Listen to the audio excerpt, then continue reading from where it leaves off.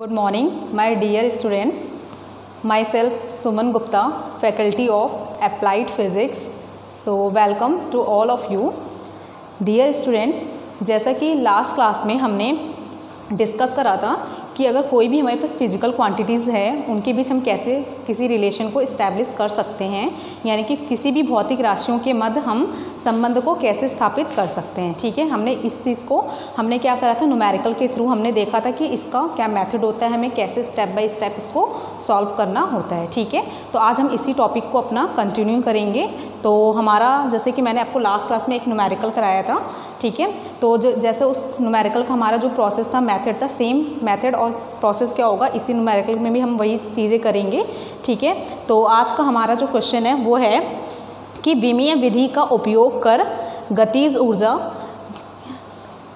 द्रव्यमान यानी कि स्मॉल m जिसको हम रिप्रेजेंट करते हैं, तथा वेग के मध्य संबंध स्थापित कीजिए। ठीक है, तो हमें क्या करना है कि डायमेंशनल मेथड का यूज़ करके हमें काइनेटिक एनर्जी यानी कि गतिज ऊर्जा, द्रव्यमान यानी कि मास तथा वेलोसिटी यानी कि वेग, इनके बीच हम क्या करेंगे, रिलेशन को इस्टेब्लिश करेंगे। हम ये देखेंगे कि गतिज ऊर्जा का द्रव्यमान और वेग के साथ क्या संबंध होता है। ठीक है, उस संबंध को हम स्थापित करेंगे। ठीक है, तो मैंने लास्ट क्लास में आपको कुछ जैसे जब मैंने न्यूमेरिकल एक कराया था लास्ट क्लास में आपको, तो कुछ चीज़ें आपको समझ में आई होंगी कि हमें कैसे देखना है कि क्या चीज़ किसके ऊपर डिपेंड कर रही है, तो हमें कैसे प्रोपोर्शनल लेना है उसके, किस फिजिकल क्वांटिटीज़ को किसके प्रोपोर्शनल लेना है, ये सारी चीज़ें थोड़ी बहुत आई होंगी। ठीक है, अगर किसी बच्चों को नहीं भी आया तो कोई प्रॉब्लम नहीं है, आज हम फिर से उसी चीज़ को करेंगे। ठीक है, तो आप ध्यान से देखना और ध्यान से समझना। तो सबसे पहले आपको क्या करना होता है, इसमें हमें देखना है कि जो हमारी गतिज ऊर्जा है, ठीक है, वो किन किन चीज़ों पे डिपेंड कर रही है, यानी कि हमारी जो काइनेटिक एनर्जी है वो तो दो चीज़ों पे डिपेंड कर रही है। सबसे पहले आप देख रहे हो द्रव्यमान यहाँ दे भी रखा है, यानी कि मास, और तथा क्या, वेलोसिटी यानी कि वेग। तो सबसे पहले हम ये देखेंगे कि कौन सी फिजिकल क्वांटिटीज़ हमारी किन किन फिजिकल क्वांटिटीज़ पे डिपेंड कर रही है। ठीक है, तो सबसे पहले आपने देखा जो हमारी काइनेटिक एनर्जी है यानी कि गतिज ऊर्जा, वो किसके ऊपर डिपेंड कर रही है, यानी कि द्रव्यमान के यानी मास के। ठीक है, तो हम क्या लिख सकते हैं, गतिज ऊर्जा समानुपाती है किसके, द्रव्यमान के। ठीक है, या मैं ये बोल सकती हूँ कि जो काइनेटिक एनर्जी है वो किसके प्रोपोर्शनल है, डायरेक्टली प्रोपोर्शनल किसके है, मास के। ठीक है, ये, या फिर मैं इसको और ऐसे लिख सकती हूँ कि काइनेटिक एनर्जी प्रोपोर्शनल टू क्या, मास यानी कि m। आप देख रहे हो कि द्रव्यमान को हमने यहाँ पे किससे रिप्रेजेंट करते हैं, स्मॉल m से। ठीक है, तो यहाँ मैंने बताया था कि जो भी भौतिक राशि है वो जिन जिन चीज़ों पे डिपेंड करेगी, तो अब जैसे कि आप देख रहे हो काइनेटिक एनर्जी वो पहले किस पे डिपेंड कर रही है, मास पे, तो हम इसकी पावर क्या ले लेंगे, a ले लेंगे। ठीक है, तो हम इसको इक्वेशन क्या मान लेंगे, फर्स्ट। ठीक, इसी तरीके से आप देख सकते हो कि जो हमारी काइनेटिक एनर्जी यानी गतिज ऊर्जा है वो किस पे डिपेंड कर रही है, वेग यानी कि वेलोसिटी पे। तो आप सेकंड क्या लिख सकते हो कि काइनेटिक एनर्जी समानुपाती यानी कि डायरेक्टली प्रोपोर्शनल टू क्या, v हो जाएगा यानी कि वेलोसिटी। अब इसकी पावर मैं क्या मान लूँगी, b। ठीक है, और इसको हम क्या कंसीडर कर लेंगे, इक्वेशन सेकंड। ठीक, मैंने सबसे पहले आपको यही बताया था कि अगर कोई भी भौतिक राशि जिन जिन चीज़ों पे डिपेंड कर रही है, ठीक है, पहले इसके ऊपर डिपेंड कर रही तो हमने इक्वेशन फर्स्ट मान लिया और इसकी पावर हमने क्या कर दी थी, a। अब क्या, काइनेटिक एनर्जी किस पे डिपेंड कर रही है, वेलोसिटी यानी कि वेग पर, तो हम v की पावर क्या मान लेंगे, b। अगर बाई चांस मान लीजिए अगर सपोज यहाँ पे एक और कोई टर्म होता तो हम क्या कर लेते, फिर उसके प्रोपोर्शनल करते और उसकी पावर क्या कर लेते, फिर c कर लेते। ठीक है, ये चीज़। अब आप क्या करोगे, इक्वेशन फर्स्ट और सेकेंड को क्या करोगे, कंबाइन करोगे। ठीक है, तो आप लिख लो combining equation first and second, यानी कि आपके जो समीकरण 1 और समीकरण 2 बन रही है आप उनको क्या कर सकते हो, संयोजित कर सकते हो। ठीक है, तो जब आप इनको कंबाइन करोगे तो आप कैसे लिख सकते हो, आप देख रहे हो कि जो हमारी समीकरण 1 है उसमें जो गतिज ऊर्जा है वो किसके समानुपाती है, m के। ठीक है, और यहाँ पे भी क्या है, वो किसके समानुपाती है, दूसरी वाली इक्वेशन में वेग के। तो हम क्या लिख सकते हैं इसको, kinetic energy directly proportional to m की पावर a एंड v की पावर b। ठीक है, अगर मैं इक्वेशन फर्स्ट और सेकंड को कंबाइन करके लिखूंगी तो मैं क्या लिख सकती हूँ, kinetic energy directly proportional to m की पावर a और v की पावर b। ठीक है, अब आपको पता है कि अगर हम कभी भी कोई भी समानुपाती चिन्ह हटाते हैं या प्रोपोर्शनल साइन हटाते हैं तो वहाँ पे क्या आ जाता है, एक कांस्टेंट यानी कि एक स्थिरांक आ जाता है। ठीक है, तो अब हम क्या करेंगे नेक्स्ट स्टेप में, जैसे हम क्या करेंगे, यहाँ पे प्रोपोर्शनल साइन हटाएंगे तो हमारा एक कांस्टेंट, मान लीजिए सपोज कुछ भी कैपिटल K मान लेते हैं। ठीक है, आप ये देखना यहाँ पे हमने काइनेटिक एनर्जी लिखा है यानी कि KE। ठीक है। और ये हमने क्या है यहाँ पे कैपिटल के हमने कांस्टेंट मान लिया है, ठीक है ये। और ये क्या आ जाएगा m की पावर a और v की पावर b। अब इसको हम इक्वेशन कौन सी कंसीडर कर लेंगे, थर्ड, ठीक है ये। ठीक, आपने क्या करा, प्रोपोर्शनल साइन हटाओगे तो हमारी क्या आ जाएगा, प्रोपोर्शनल साइन जैसे हटाया तो काइनेटिक एनर्जी किसके इक्वल आ जाएगी, एक कांस्टेंट हम k आ जाएगा इसके स्थान पर और m की पावर a और v की पावर b। इसको हमने क्या मान लिया, इक्वेशन थर्ड। अब इसके बाद हमारा नेक्स्ट स्टेप क्या होता है कि जो भी हमारी भौतिक राशि दे रखी हैं, ठीक है, अब हमने देख रहे हैं यहाँ पे गतिज ऊर्जा है हमारी, और एक और फिजिकल क्वांटिटीज क्या इन्वॉल्व है, मास यानी कि द्रव्यमान, और एक क्या है वेग यानी कि वेलोसिटी। तो हम इन सारी फिजिकल क्वांटिटीज़ की क्या लिखेंगे, विमाएँ लिखेंगे, ठीक है। तो सबसे पहले आपको क्या होना चाहिए, विमाएँ तो मतलब हर एक भौतिक राशि की आपको डायमेंशन क्या होनी चाहिए, अच्छे से लर्न होगी, तभी आप इसको यहाँ पर यूज़ कर पाओगे, ठीक है ये चीज़। तो आपको क्या हो जाएगा फिर, यानी कि काइनेटिक एनर्जी की विमा, ठीक है, डायमेंशन ऑफ काइनेटिक एनर्जी, ठीक है। क्या होता है मैंने आपको बताया था, ml² t की पावर -2, ठीक है। ये हमारी क्या हो जाएगी, डायमेंशन होती है किसकी, गतिज ऊर्जा की, ml² t की पावर -2, ठीक है। अब आप देख रहे हो इक्वल साइन है, के हमारा क्या है, कांस्टेंट है, आपको पता है स्थिरांक है, तो इसकी क्या होती है, कोई विमा नहीं होगी, ठीक है। नेक्स्ट टर्म हमारा क्या है, मास यानी कि द्रव्यमान का, तो इसकी विमा लिख लो आप m की विमा, यानी कि डायमेंशन ऑफ मास। तो मास की डायमेंशन क्या होती है, कैपिटल M, ठीक है ये, ठीक। नेक्स्ट हमारा आप देख रहे हो क्या है हमारा v, यानी कि वेग है ना, वेलोसिटी, तो v की विमा क्या हो जाएगी फिर, v की विमा यानी कि डायमेंशन ऑफ वेलोसिटी क्या होता है, l t की पावर -1, ठीक है ये। अब हमने क्या करा, जो भी हमारी फिजिकल क्वांटिटीज़ थी अब हम उनकी डायमेंशन को लिख चुके हैं। अब हम क्या करेंगे, इन सभी डायमेंशन को हम किस में पुट करेंगे, यानी इन सब विमाओं को हम किस में रखेंगे, इक्वेशन थर्ड में, ठीक है। तो आप लिखो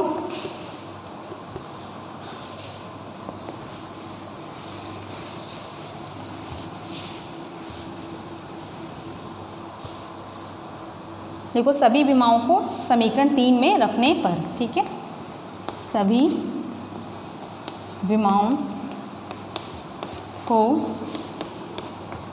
समीकरण 3 में रखने पर, ठीक है। अब आप क्या करोगे, सारी जो भी डायमेंशन है उनको इसमें रखो इक्वेशन थर्ड में। तो सबसे पहले आप देख रहे हो जो हमारी समीकरण 3 है उसमें जो हमारा LHS वाला टर्म है, यानी कि बायां पक्ष क्या है, काइनेटिक एनर्जी है ना, तो काइनेटिक एनर्जी की आप देख रहे हो डायमेंशन क्या है, ml²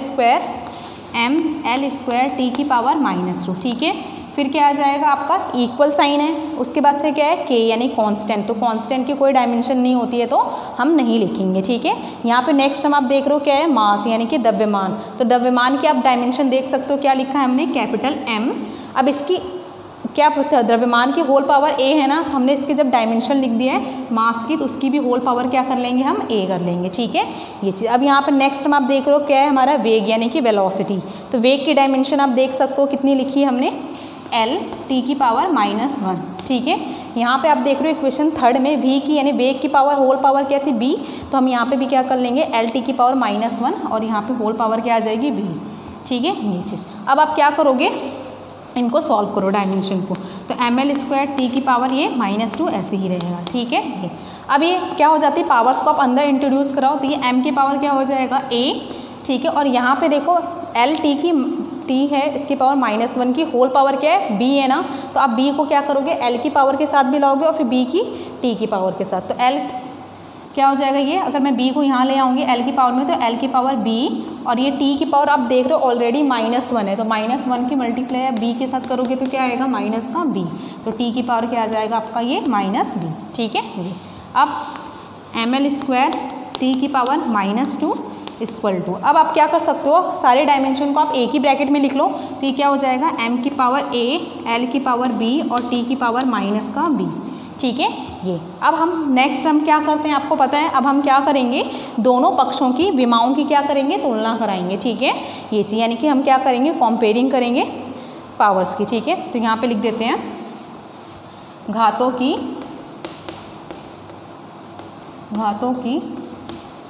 तुलना करने या कराने पर, ठीक है आप लिख सकते हो comparing the power on the both side, ठीक है। अगर आप दोनों साइड पावर्स की कंपेयरिंग कराओगे तो क्या आ जाएगा, आप कैसे कंपेयरिंग कराते हैं, सबसे पहले आप ये देखो कि LHS साइड में हमारा जो m है, यानी कि जो m का टर्म है, इसकी पावर कितनी है, देख सकते हो आप 1 है ना।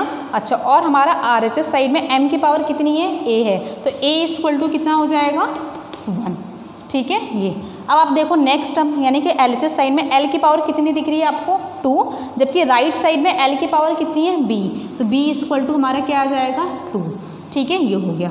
अब आप देख रहे हो t की पावर यहाँ कितनी है -2 है, और जबकि RHS साइड में t की पावर क्या है -b है, तो -b इक्वल टू क्या आ जाएगा -2।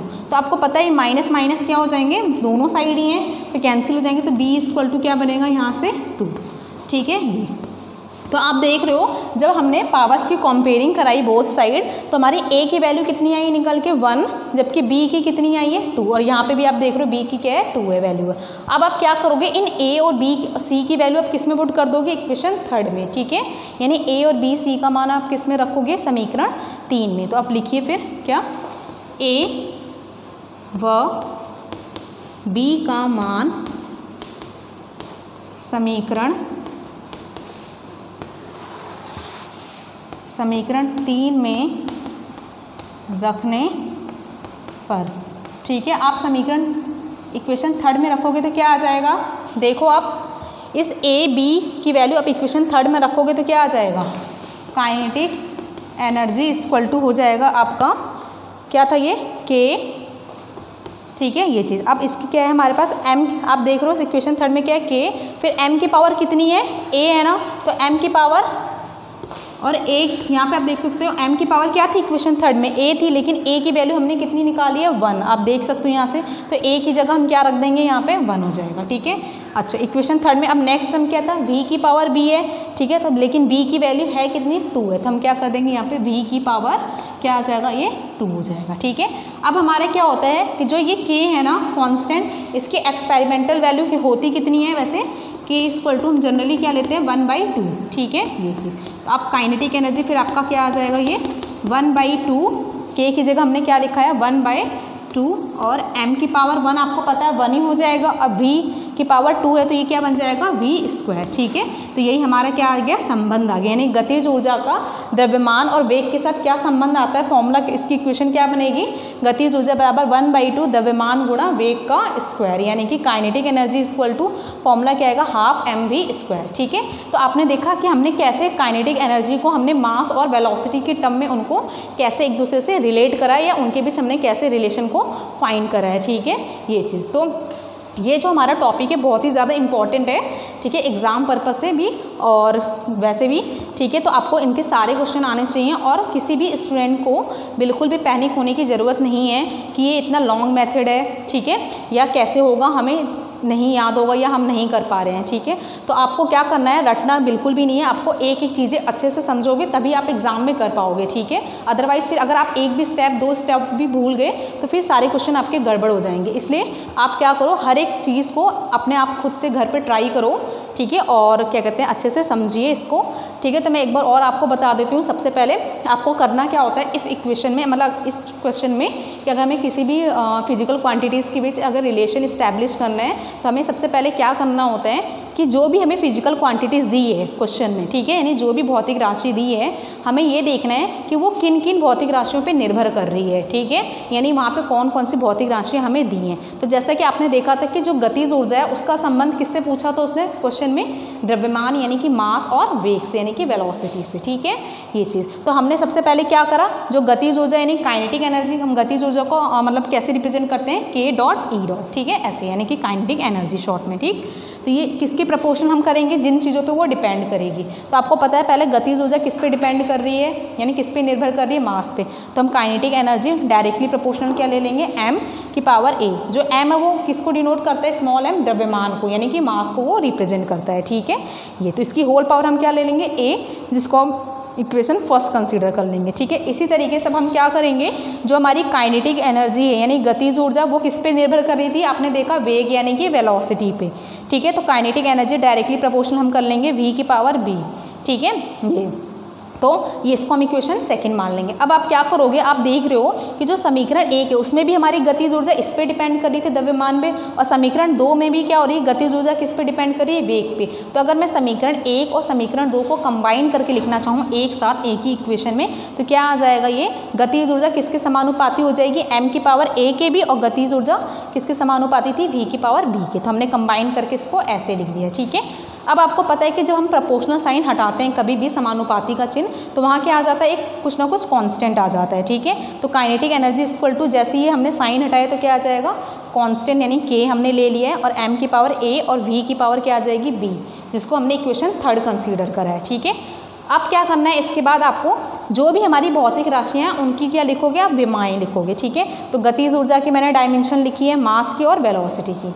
ठीक, तो इसके बाद आप क्या करोगे, जब आप विमाएँ लिख लोगे उसके बाद आप किस में रखोगे इन सभी विमाओं को, समीकरण 3 में। तो समीकरण 3 में आप देख सकते हो मैंने क्या लिखा है यहाँ से, सभी विमाओं को समीकरण 3 में रखने पर, तो आप क्या करोगे, एलएचएस साइड में यानी कि बाएं पक्ष में हमारी जो भी भौतिक राशि होगी हम उसकी विमा लिखेंगे, और आरएचएस साइड में यानी जो भी भौतिक राशि होगी, जो भी फिजिकल क्वांटिटीज़ होगी, हम उनकी डायमेंशन को लिखेंगे। ठीक है, तो आप देख रहे हो एलएचएस साइड में हमारी क्या है, काइनेटिक एनर्जी, तो हमने इसकी डायमेंशन लिखी।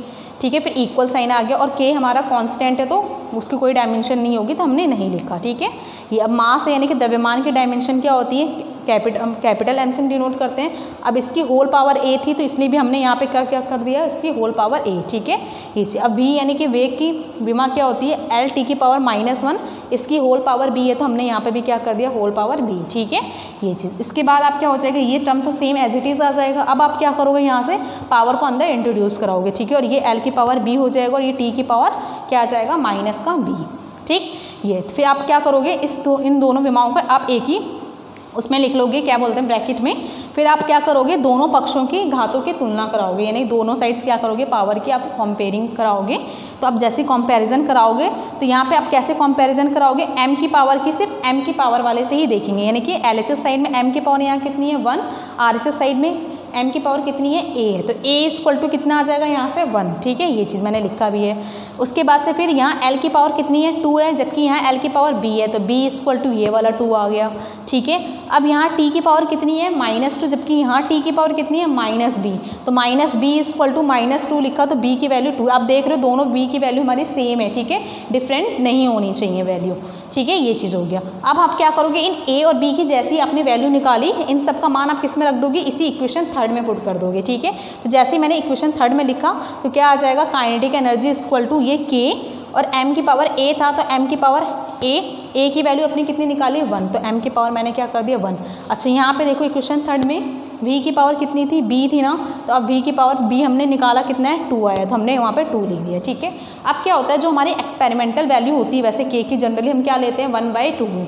ठीक है, नहीं, प्रयोगात्मक मान जो होता है हमारा 1/2 हमने ले लिया। ठीक है, तो काइनेटिक एनर्जी इक्वल टू 1/2, और m की पावर 1 मतलब m आ जाएगा, और v की पावर 2 मतलब v स्क्वायर हो जाएगा वो। ठीक है, तो काइनेटिक एनर्जी इक्वल टू क्या आ गई हमारी, ½ mv²। ठीक है, तो अब मैं उम्मीद करती हूँ आपको अब समझ में आ गया होगा कि कैसे सॉल्व करना है इसको। ठीक है, तो फिर आज की क्लास को हम यहीं पे ख़त्म करते हैं, और नेक्स्ट क्लास में हम इससे रिलेटेड और भी न्यूमेरिकल सॉल्व करेंगे।